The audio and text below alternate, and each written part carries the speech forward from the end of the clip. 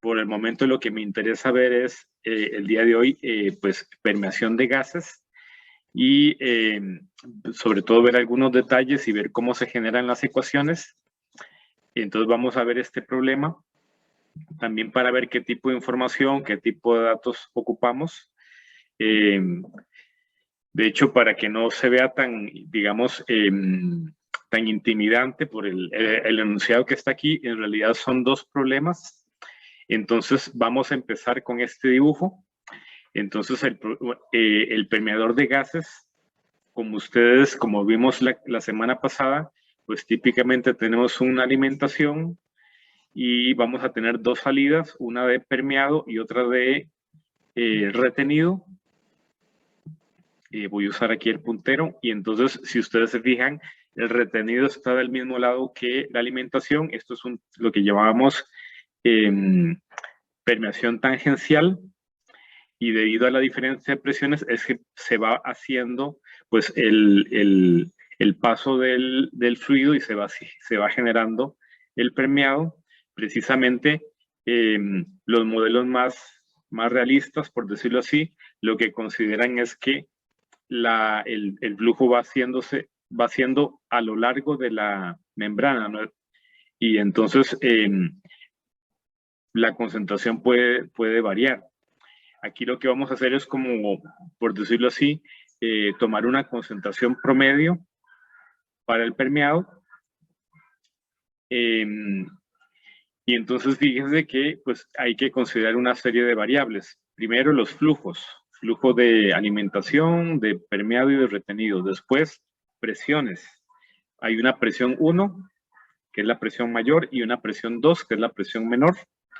Después va a haber unas concentraciones vamos a decir que esto es una mezcla binaria, solvente-soluto, por ejemplo. Entonces A es el soluto que nos interesa separar. Entonces va a haber una concentración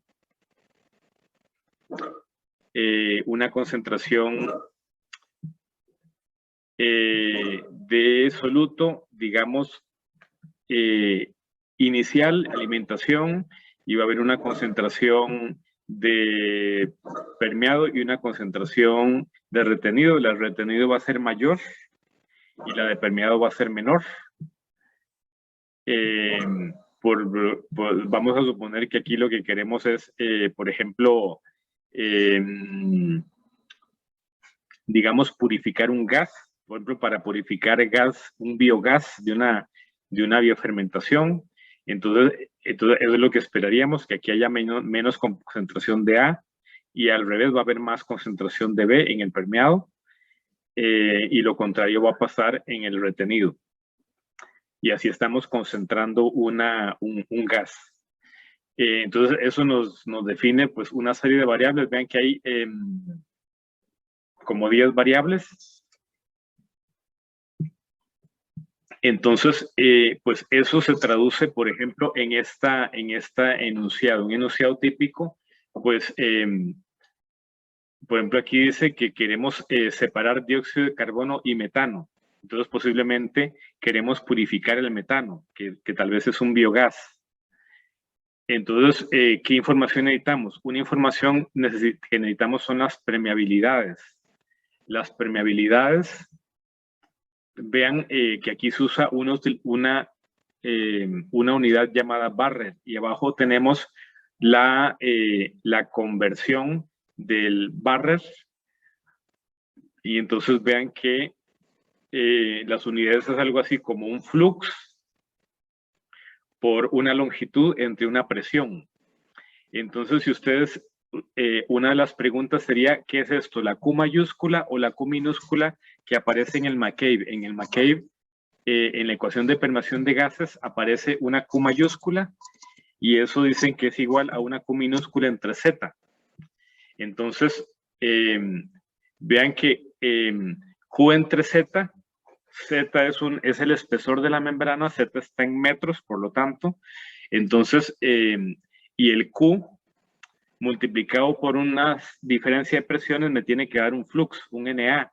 Entonces, de ahí podemos sacar que esta unidad Barrett, por decirlo así, es la Q minúscula. Me pregunto si lo podemos ver. O alguien, digamos, necesita que le ayude a verlo.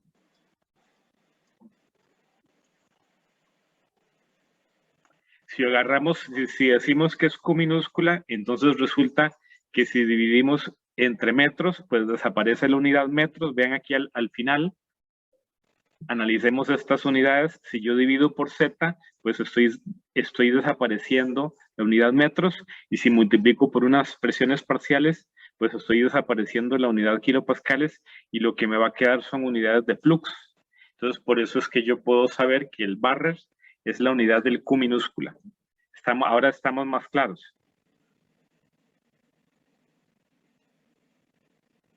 Entonces, estas son unas unidades, digamos, que se usan mucho. Por ejemplo, si usted en los libros como el Jankoplis, esto lo aplican, por ejemplo, a empaques de alimentos. Yo puedo aplicar esto a empaques de alimentos para, digamos, que yo quiero controlar la entrada de oxígeno a un alimento por medio del empaque.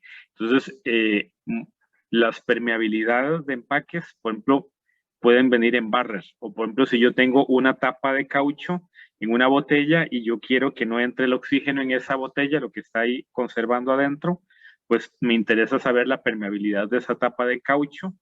Entonces el dato puede ser que lo consigan en barras. Entonces tenemos que conocer la conversión a unidades, por decirlo así, a unidades SI. Entonces, en eso estamos de acuerdo. Nos dan las presiones, nos dan la concentración inicial de dióxido de carbono y nos dan un dato. Vamos a analizar primero la parte A, que es un solo equipo. La parte B son 2 equipos. Entonces, la parte 1, vean que dice corte igual 0,32. ¿Qué es eso? La relación de corte es la relación entre permeado dividido entre alimentación. O sea, la razón permeado alimentación. ¿Y eso qué significa? Flujo de permeado versus, o sea, lo que salió en el permeado versus lo que entró. Entonces, prácticamente con esto, lo que nos están dando es el balance global. O sea, si a mí me dan la relación de corte, pues básicamente me están dando el balance global. ¿Por qué creen que digo que eso que digo es correcto? Alguien que quiera comentar. ¿Cómo es que si yo sé que la relación de corte es 0,32, digamos que entraran 100 en alimentación? Si me dicen que la relación de corte es 0,32, ¿cómo eso inmediatamente me permite definir cuánto sale en el permeado y cuánto sale en el retenido? Vean que si lo que sale es el 32, en el permeado es el 32% de lo que entró, eso es lo que significa esa relación de corte. Entonces, si entran 100 por el permeado, tendrían que salir 32. ¿Y cuánto saldría por el retenido?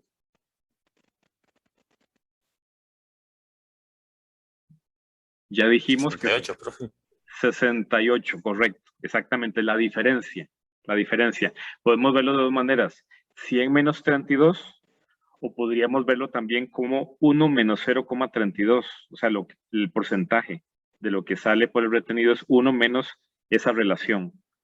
Entonces, vean que con esa información, con los Q, con las presiones, con las concentraciones de entrada, prácticamente yo puedo empezar a plantear balances, que es lo que tengo que hacer para resolver el problema. Entonces, vean que aquí lo que tengo básicamente son, les vamos a decir, que las condiciones de la alimentación son conocidas y las variables de salida pues van a ser las concentraciones o las fracciones de salida, que ya solo eso son 4 variables. Los flujos de salida son, digamos, en principio son incógnitas, pero si me dan esa relación de corte, inmediatamente lo sacamos, entonces ya se me resolvió ese problema, pero aún así eso es una ecuación. Vamos a plantear una ecuación para sacar estas flujos, pero en sí esa no es la variable más importante. O sea, hay 5 variables. Aquí estamos viendo 4, las fracciones de salida, pero hay una quinta variable. ¿Cuál puede ser? voy a ayudarles para poder continuar. La quinta variable es el área de esta unidad. Entonces, esa es la quinta variable. Entonces necesito empezar a plantear ecuaciones. La ecuación básica es esta, que es lo mismo que vimos en la clase pasada de las fuerzas impulsoras. La constante de proporcionalidad la llamamos Q mayúscula, que la podemos a su vez descomponer en esto, un Q minúscula entre Z. Es más, McCabe empieza con la ley de Fick, y de la ley de Fick saca esto. Entonces es muy interesante que ustedes vean eso. Está el por inicio del capítulo de membranas para que tengamos una idea de dónde puede salir esta ecuación, y todas las ecuaciones, por decirlo así, podrían salir de la ley de Fick. Entonces aquí tenemos los datos. Lo primero que yo siempre hago, por ejemplo, es un dibujo. Recomendación, hacer un diagrama. Y segundo, poner todos los datos que tenemos. Eso igual si lo hacemos en Excel o si lo hacemos en otro programa, poner todos los datos juntos, luego preguntándome, ¿qué me están preguntando? En este caso, 5 variables, las composiciones de salida y el área. Entonces tengo que empezar a buscar ecuaciones que relacionen esas variables. Entonces aquí tenemos las ecuaciones que podemos plantear. Entonces, analícenlas un momento. De aquí hay unas ecuaciones que relacionan variables conocidas. Por ejemplo, las variables, los flujos, en ese momento los conoceríamos con la variable Z, la relación de corte. En las definiciones de Q, podríamos decir que todos esos datos son conocidos, entonces no son incógnitas. Repito, mis datos de entrada son conocidos. Los datos de alimentación, o sea, el YAF, por ejemplo. Mis datos desconocidos son las variables relacionadas con permeado, composiciones de permeado, composiciones de retenido y el área. O sea, son 5 variables. Entonces, vean, la primera ecuación es el balance de componente A. ¿Estamos de acuerdo en eso? Balance de componente A, que si yo divido, por decirlo así, si yo paso el flujo de alimentación al otro lado, vean cómo lo podemos escribir. Esto es una forma equivalente de escribir el balance del componente A. Después vean que otras ecuaciones que puedo plantear son las sumatorias de las fracciones molares en el permeado y en el retenido, que tienen que sumar 1. Acuérdense en destilación que esas ecuaciones también eran válidas, o sea, yo las puedo utilizar, suman al número de ecuaciones. Entonces aquí estoy relacionando, vean, las composiciones. Necesito todavía ecuaciones que incluyan el área. Y vean que hay 2 ecuaciones que puedo plantear. 2 ecuaciones relacionadas con el flux. Estas ecuaciones, pues, están relacionadas con el flux de A y flux de B. O sea, puedo plantear una ecuación para A y una ecuación para B. Y analicemos esto. Básicamente, estas ecuaciones salen de que hay 2 maneras de escribir el flux.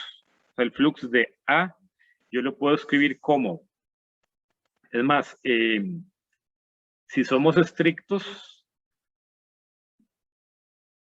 les pregunto, si somos estrictos, ¿habría que hacer alguna corrección a lo que acabo de decir?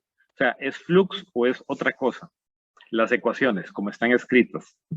Acuérdense que ocupo que el área esté en la ecuación, porque es una variable.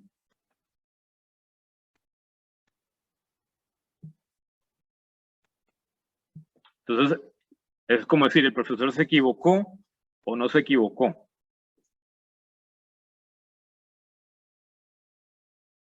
Estas 2 ecuaciones, ¿serán ecuaciones de flux o hay que hacer una precisión, una corrección en lo que dije? Fíjense que si fuera flux, no estaría el área, porque el flux es dividido por el área. En cambio, aquí estamos incluyendo el área. A propósito, porque es una de mis variables, entonces, en realidad, estas ecuaciones lo que expresan es el flujo. El flujo de A y flujo de B. Entonces, el flujo de A yo lo puedo decir que es Por ejemplo, en el permeado, el flujo de A, que es balance de masa, es simplemente la corriente FP por la composición YAP. Eso me da los moles de A en el permeado.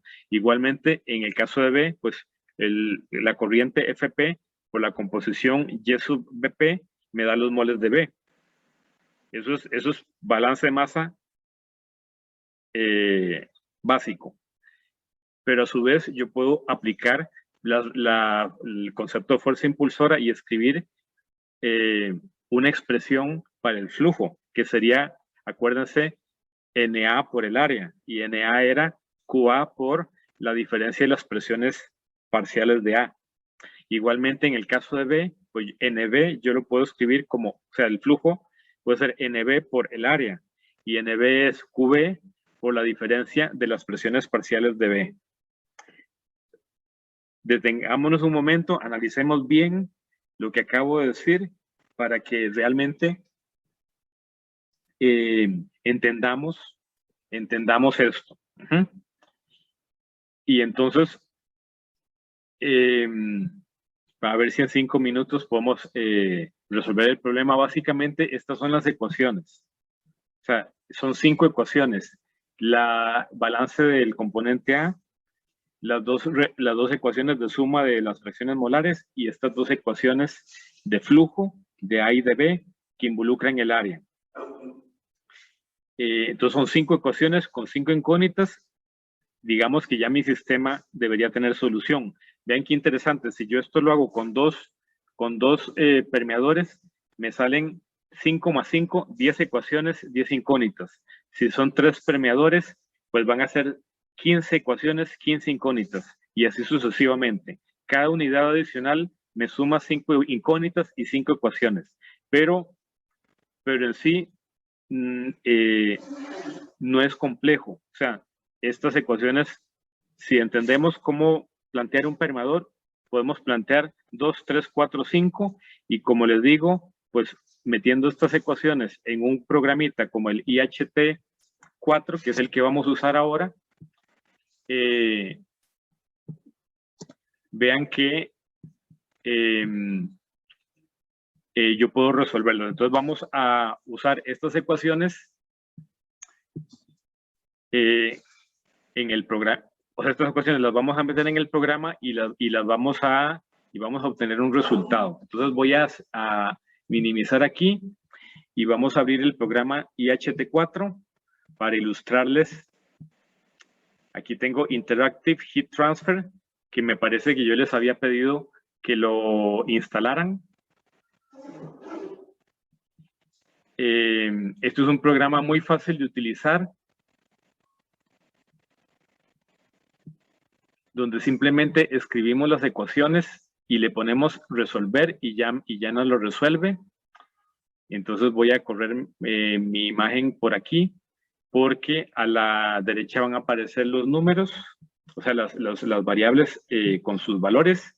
Y entonces vamos a abrir el texto que les compartí y dice al inicio, texto para el problema 1. O sea, ya yo escribí, por decirlo así, el texto.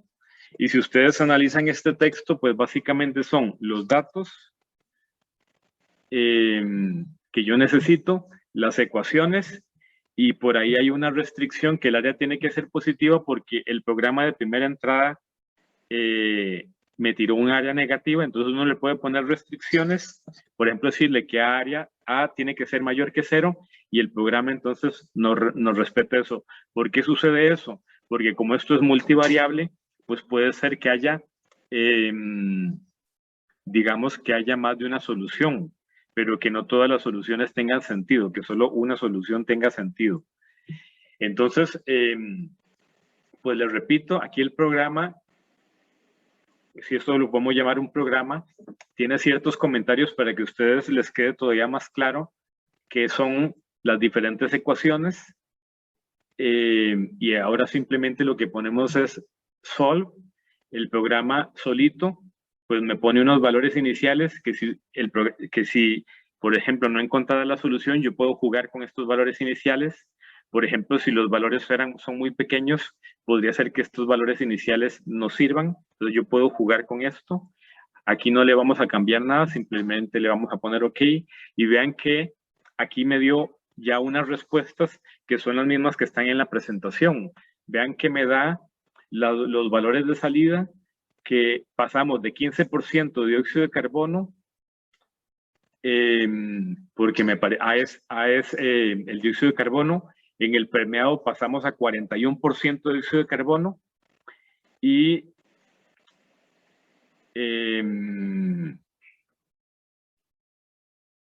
vamos a ver un momentito, y 2 y 3% de dióxido de carbono en el retenido. Vean la diferencia en la composición de las dos corrientes de salida. Es más, si lo que queremos purificar es metano, vean que en la corriente retenido está saliendo con 97% de pureza ese metano. Entonces digamos que estaría cumpliendo la función si lo que queríamos era purificar un biogás. Además, si queremos una corriente enriquecida de CO2 para alguna aplicación, o incluso para captura de CO2, pues vean que también estamos obteniendo una corriente con 40% de CO2. Claro, en ese permeado todavía hay un 60% de metano, entonces podría ser que yo quisiera meter una segunda unidad para todavía, digamos, separar más el metano y el CO2. Ahí es donde empezaríamos a jugar con el número de unidades. ¿Alguna pregunta? Porque ya prácticamente con este ejemplo terminaríamos la clase. Tal vez el único comentario es que aquí vean que el ejercicio yo lo hice inicialmente con una base de 100 para que los números fueran como muy amigables. A la salida 32 y 68, pero el problema inicialmente dice 1 kilomol por hora. Y aquí estamos, por las unidades SI, estamos inicialmente con kilomoles por segundo. 100 kilomoles por segundo, pero si quisiéramos realmente resolver el problema, ¿qué tendríamos que poner aquí en vez de 100? En vez de 100 kilomoles por segundo, si mi base era 1 kilomol por hora, ¿qué valor tendría que poner aquí al inicio en FF? Vean que si yo tengo 1 kilomol por hora, eso equivale a 1 entre 3600 kilomoles por segundo. ¿Estamos de acuerdo? Si yo pongo 1 entre 3600, eso sería equivalente a 1 kilomol por hora. O sea, en kilomoles por segundo. Aquí las unidades están con base de segundos. Por eso no tengo que pasar de horas a segundos. Entonces, si yo pongo 1 entre 3600 y le pongo resolver, y le pongo OK, me dice que si, vean qué interesante, puedo borrar los datos anteriores o puedo conservarlos. Vean qué interesante. Entonces, de hecho, los conserva. Los puedo conservar y puedo analizar varios casos e ir variando pues, una variable. Entonces, vean que en este caso el área para 1 kilomol por hora es 279 metros cuadrados. En el caso de 100 kilomoles por segundo, pues era muy alto, entonces nos daba un área gigantesca. En este caso, pues para el problema en sí, el área es 279, y si ustedes se fijan, las concentraciones no variaron porque no tiene que variar. Aquí simplemente, ese es el famoso escalamiento, nada más que lo hicimos para abajo. Si yo cambio el flujo, pues me cambia el área. Las composiciones no tienen por qué cambiar. Entonces, esto nos ilustra cómo podemos resolver un problema de un permeador de gases usando el programa Interactive Heat Transfer 4, que a partir de ahora yo espero que lo encuentren muy útil para resolver muchos problemas de ingeniería química.